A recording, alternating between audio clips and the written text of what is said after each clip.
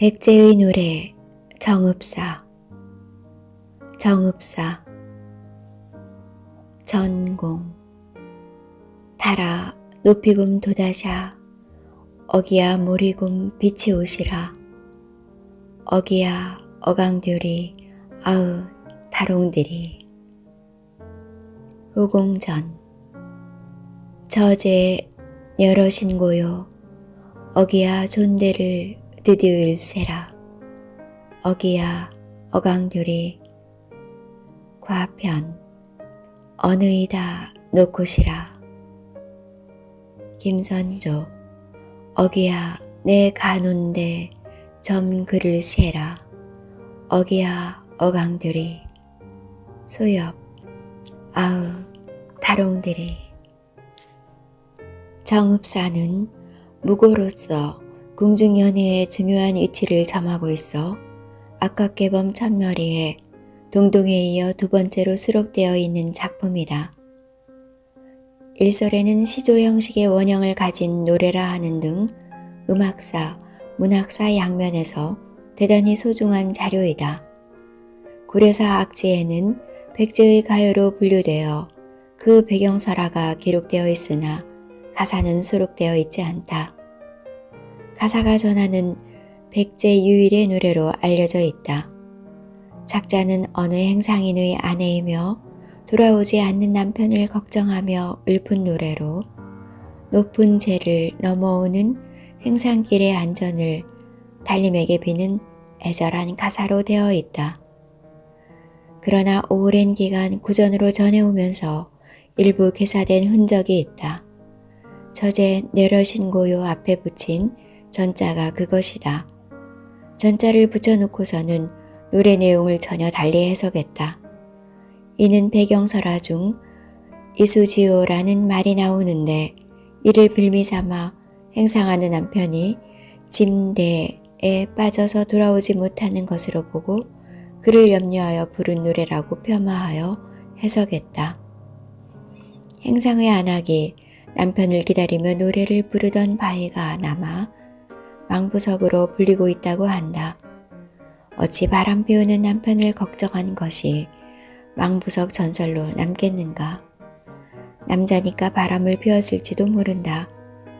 그러나 옛날에는 이를 문제 삼는 안악은 없었던 것으로 보이며 두 사람 사이에 바람을 피우고 여부에 상관없이 흔들리지 않는 사랑이 있었을 것이며 이에 여러 날 돌아오지 않는 남편을 걱정하여 부르는 노래에 바람 피울까 걱정하는 내용은 있을 수 없다.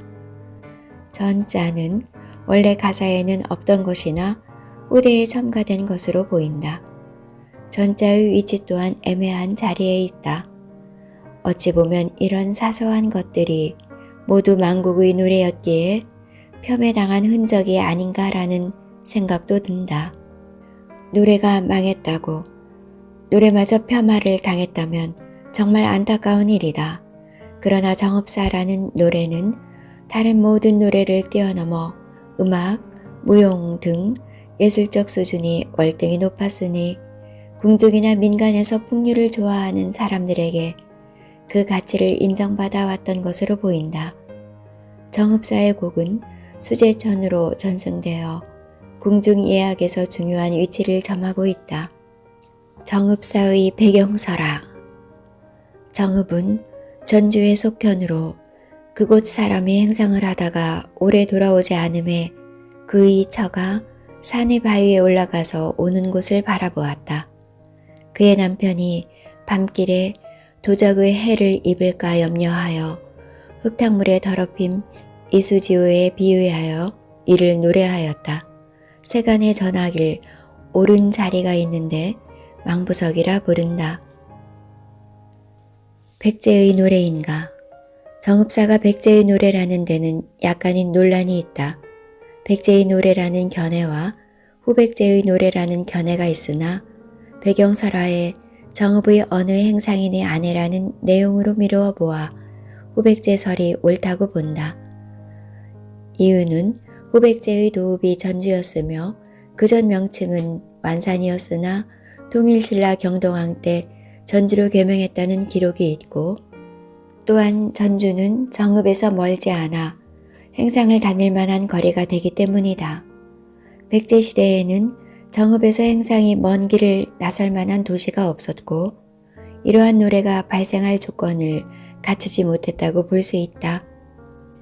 여기서는 새로운 어석을 제시하고자 하며 그 내용은 후렴구의 해석이 중심이 된다.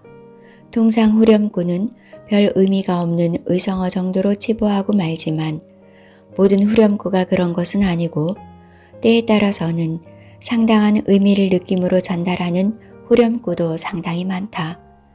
정읍사의 후렴구 역시 상당한 의미가 풍겨나오는 느낌이 있어 감히 그 해석을 시도해 보고자 한다. 어기야, 감탄사. 어기야, 어이구야, 아이구나 정도의 뜻을 가짐. 좋은 꾸, 어기여차로 해석하기도 하지만 흥을 돋우는 것은 아님. 어강돌이, 후렴. 추측, 어디감치 돌아오다. 어감돌이, 어강돌이. 어디감치 돌아오리를 줄여서 후렴구 형태로 변형시킨 것으로 보임. 다롱디리, 현악기 음의 의성어, 다로롱디리리의 변형. 다롱은 아롱다롱에서 따온 말로 아름답다는 뜻이 있으며 다롱디리, 다롱지리는 아름다우리, 멋지게 보이리라의 의미. 디디울세라, 디딜세라, 발을 들여 놓을세라 뜻. 발걸음이 디딜세라, 걸음이 늦어질까 염려가 된다. 디디실세라 또는 드디실세라로 표기하는 것이 정확한 표현이나 중의적 해석이 가능하도록 일부러 드디율세라라는 표현을 썼다고 생각됨. 드디다, 더디다의 의도적 오기, 속도가 느리다. 디디다, 밝다의 고어. 드디다, 드디다의 의도적 오기. 놓고시라, 놓고 있겠지요. 쉬고 있겠지요. 어느이다, 어느 애다, 어느쯤에다. 먼 길을 다니는 남편이 중간쯤 아니면 다가가는지가 궁금하였을 것으로 보아 어느쯤에다로 보는 것이 적절하다고 생각되며 어감상으로도 충분히 느낄 수 있는 표현이다. 종래에는 어느 곳에다로 해석해왔지만 어감상 어느 곳에다의 곳이라는 말과는 전혀 상관없는 말이다. 어느이다 놓고시라, 어느쯤에다 놓고서 쉬고 있겠지요. 위에 제시된 어석을 바탕으로 새로운 해석을 시도하였으며 중의적 해석에 중점을 두고자 한다. 우선 언어적의 의미를 최대한 살려서 직해를 시도하였다. 달림이여, 높이까지 돋으시어, 어기야 멀리까지 비추으시라. 어기야 어강들이, 어이구야 어디감치 돌아오리. 아으 다롱들이, 아 멋진 모습이리. 전 저제 넘고 계신가요? 어기야 진대를 디디올세라. 어기야 어디감치 돌아오리. 어느쯤에다 짐을 놓고 있겠지요. 쉬고 있겠지요. 어기야 내 님 가는 곳이 저물어질세라. 어두워질세라. 어기야 어디감치 돌아오리. 아 멋진 모습이리리. 다로롱 디리리. 천년은 달리며 높이 높이 돋으시어 멀리 멀리 비춰주세요 라는 기원이 담겨 있다. 행상인 아내의 간절한 소망을 표현한 것이다. 두 번째 연은 행상 다니던 높은 제를 바라보며 하는 독백으로 저 제를 넘어오고 계신가요? 진대를 밟을까봐 걱정이 됩니다 라는 말이다. 여기서 진대의 의미를 잘못 해석하면 전혀 다른 방향으로 흘러가 버린다. 그 뜻을 올바로 파악하기 위해서는 당시 사람들의 사고방식을 이해해야 한다. 옛날 사람들은 말 자체가 주술적 힘을 가졌다고 믿었다. 그리하여 말을 대단히 조심하였다.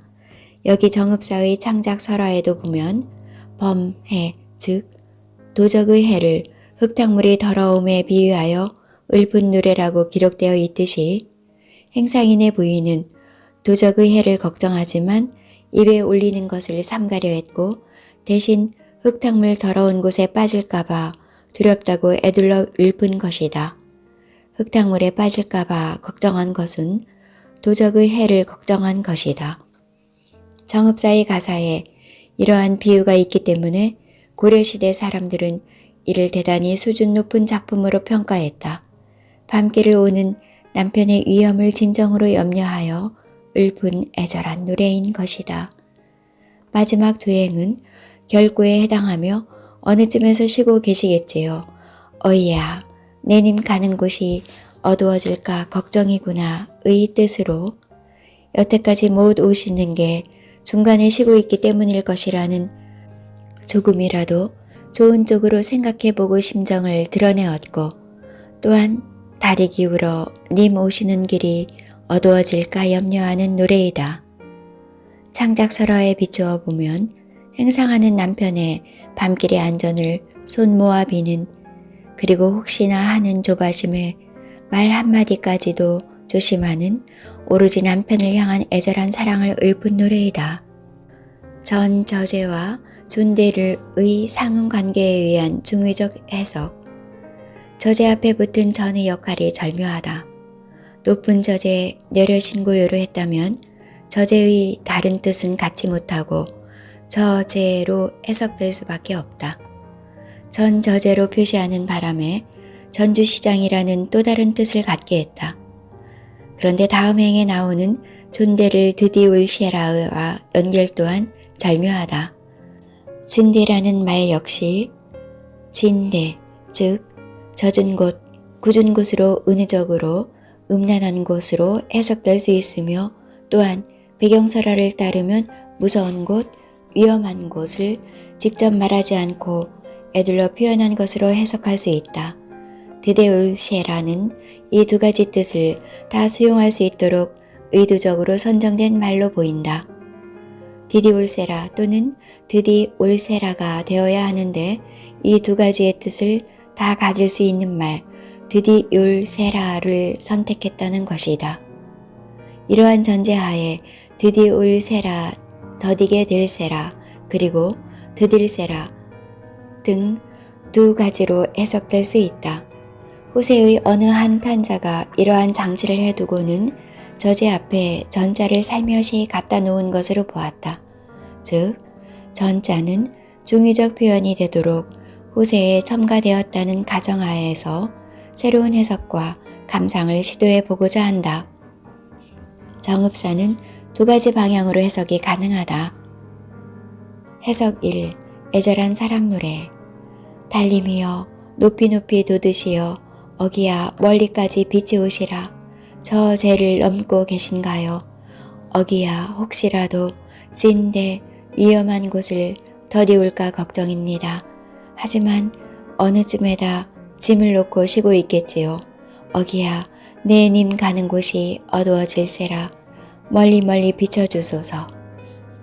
위 해석은 배경설화를 중심으로 한 해석으로 달이 높이 떠서 오시는 님을 비춰주어서 안전하게 돌아오길 기원하는 노래이다.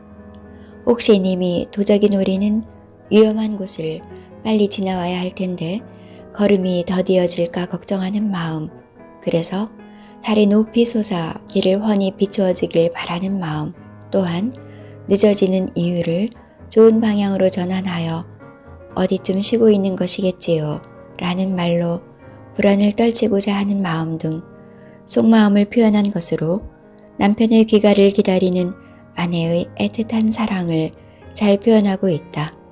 이 해석은 망부석이 남아있다는 전설과 창작설화와 부합하는 해석으로 이는 결코 부정할 수 없는 해석이다. 해석 2. 음란한 내용으로의 해석. 달님이여 높이 높이 돋으시어 어기야 빨리 돌아오시도록 멀리 멀리 빛이 오시라. 전주 저자 시장에 다니시는가요? 어이구야 혹시 질척한 데를 밟아 빠져나오지 못할까 걱정일세라. 어느 이 사람 다 정신을 놓고 있는지 모르겠네요.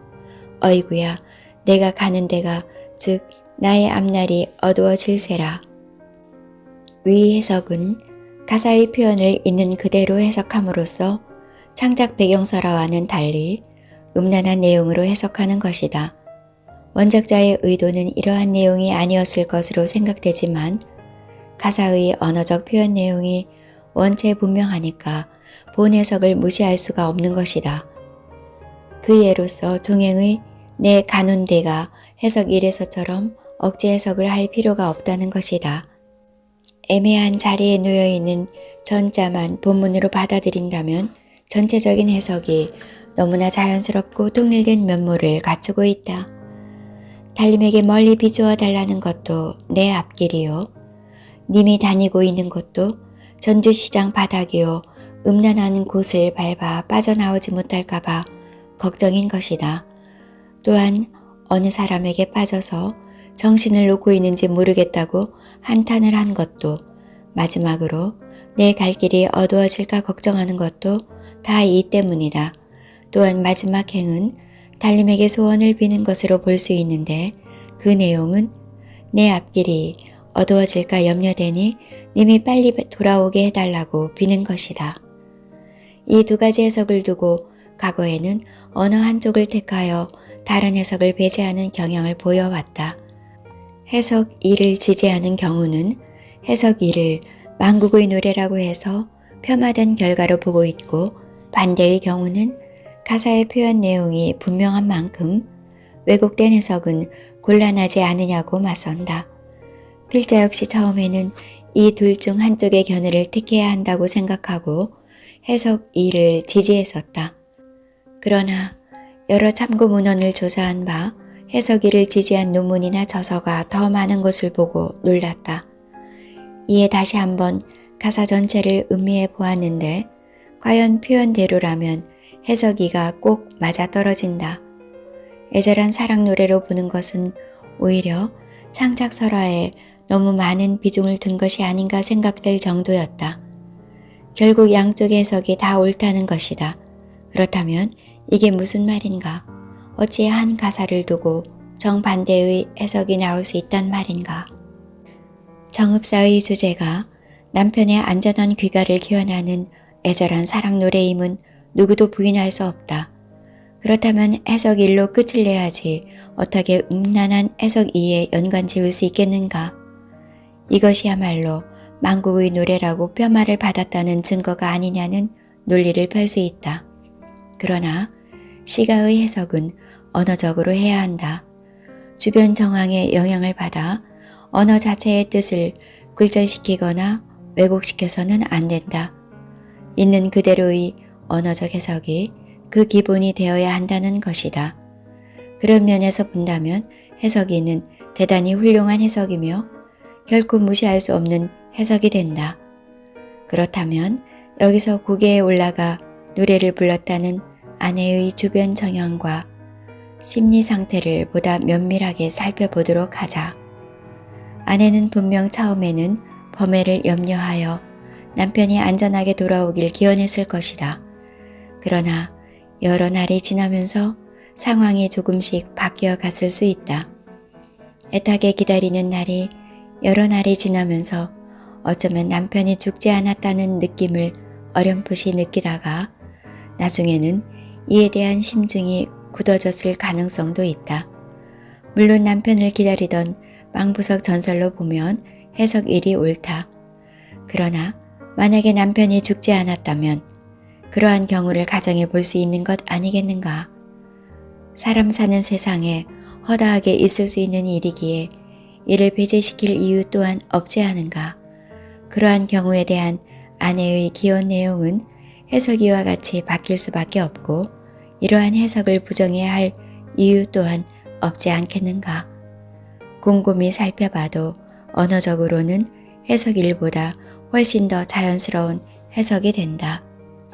여기서 우리는 정읍사의 시가의 구성이 절묘하다는 것을 알 수 있다. 어쩌면 하나의 가사가 정반대의 뜻을 갖는 두 가지 해석이 가능할까? 두 가지 해석이 모두 대단히 자연스럽고 정황에 꼭 들어맞지 않은가? 세상에 이런 가사가 정읍사 말고 있겠는가? 그야말로 감탄을 금할 수 없는 그야말로 구절 하나하나가 신구가 아니겠는가? 이러한 노랫 가사는 사람의 능력으로는 도저히 만들어낼 수 없는 것이다. 의도적으로 만들어내려고 한다면 결코 이루어낼 수 없는 시가임에 어느 누구도 이 일을 달지 못할 것이다. 더군다나 해석 2는 해석 1에 대한 답변으로 보아도 된다. 행상 나간 남편이 돌아오지 않아 걱정을 했으나 시간이 오래 지나면서 의문이 생겼는데 그 답이 바로 해석 2라는 것이다. 즉, 전 하나를 추가함으로써 시가 하나로 묻고 답하는 형식이 완벽하게 갖추어진다는 것이다. 옛 선인들은 여기에 큰 매력을 느꼈었던 것 같다. 그리하여 정황상 해석 1이 분명하여 전자를 첨가하는 등의 행위는 어찌 보면 만국의 노래라고 폄하하려는 것으로 오해를 살 소지가 있음에도 불구하고 공식적으로 가필의 흔적을 남겨 후세에 전한 것으로 생각해 볼 수 있다. 이러한 관점에서 본다면 본 시가는 구절 하나하나가 신구로 이루어졌다고 할 것이며 옛 선인들이 이러한 신구를 놓치지 않고 찬탄하며 즐겼다는 것은 그들의 문학적 자질이 대단히 높았음을 보여주는 것이다. 정읍사는 현존하는 유일의 백제 가요이며 무고로서 궁중연회에서 중요한 위치를 점하고 있어 아까깨범 첫머리에 동동에 이어 두 번째로 수록된 작품이다. 작자는 어느 행상인의 아내로 돌아오지 않는 남편을 걱정하며 읊은 노래로서 행상길의 안전을 달님에게 비는 애절한 가사로 되어 있다. 그러나 오랜 기간 구전으로 전해오면서 저제 내려신고요 앞에 전자를 붙인 것 등 일부 개사된 흔적이 있다. 이는 남편이 진대에 빠져서 돌아오지 못할까 염려하여 부른 노래라고 폄하하여 해석하는 단초를 제공했다. 행상의 안악이 남편을 기다리며 노래를 부른 바위, 망부성이 남아있다는 전설로 보아 그리고 위치가 애매한 것으로 보아 전자는 원래 가사에는 없던 것이나 후대에 첨가된 것으로 보인다.